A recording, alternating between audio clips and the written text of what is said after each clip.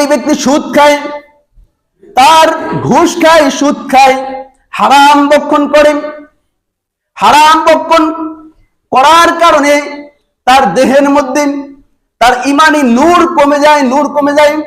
যেরকম ভাবে বনি ইসরাইল গোত্রের মধ্যে এক লোক আবেদ মানুষ, অনেক ইবাদত করে, বন্দিগি করেন, তার কাছে কিছু লোক আইসে বলতেছেন, আপনি এইখানে ইবাদত করেন, ওইখানে তো একজন গাছের পূজা করেন, আপনি চলেন গাছের পূজা আমরা থামাই, গাছের পূজা থামাই।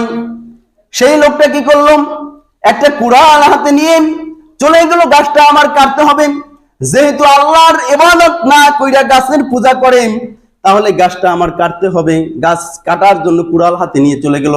একজন শয়তান বৃদ্ধ লোকের, বুড়া লোকের ভেষ ধরে আইসা বলতেছে, তুমি কোথায় যাও? বললো, ওই জায়গায় গাছের পূজা করা হইতেছে, আমি গাছটা কাটার জন্য যাই। শয়তান বললো, না, যাইতে পারবা না। আর ওই লোকটা বলে, কি আমি গাছ কাইতেই ছাড়মু? তো লোকটার লগে, শয়তানের লগে মারামারি হয়ে গেল, ঝগড়া হয়ে গেল, মারামারি হয়ে গেল। লোকটা, ওই শয়তান ওই লোকটার লগে কি পারলো না। তো শয়তান এখন নিরুপায় হয়ে বলতেছে, মুরব্বী, আপনি একটা কাজ করেন, ওই গাছ কাটার জন্য আপনাকে বানানো হয় নাই, আপনাকে ইবাদত করার জন্য বানানো হয়েছে। এখন অনেকেই তো আমাদের হুজুরদেরকেও বলে, হুজুর আপনার ওই বাধা দেওয়ার জন্য যাওয়া লাগবে না, ওইখানে যাওয়া লাগবে না, আপনি মসজিদে নামাজ পড়েন, জিকির করেন, আপনি ইবাদত করেন। এটা অনেকেই বলে থাকে, অনেক সময় দেখি।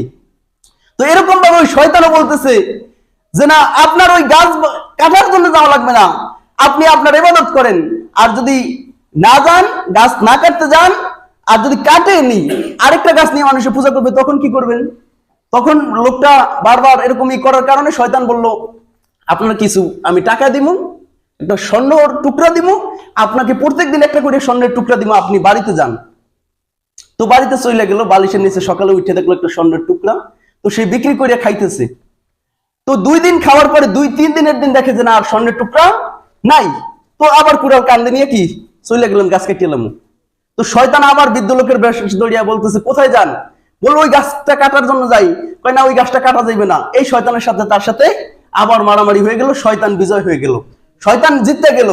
এখন লোকটা জিজ্ঞাসা করলো, আরেকবার যে মারামারি করলাম, সেই সময় আমি জিতলাম, আজ তুমি জিতলা কি কারণে? ওই সেই সময় এই গাছ কাটার নিয়ত ছিল তোমার আল্লাহকে রাজি খুশি করার জন্য, ইমানি এক্সপেরিয়েন্স ছিল। আর আমি যেই স্বর্ণের টুকরা দিছি, এটা হারাম খায়া এখন তোমার মানে ইমানি নূর চলে গেছে, এই কারণে তোমার শক্তি কমে গেছে, তুমি এই কারণে আমার সাথে পারো নাই।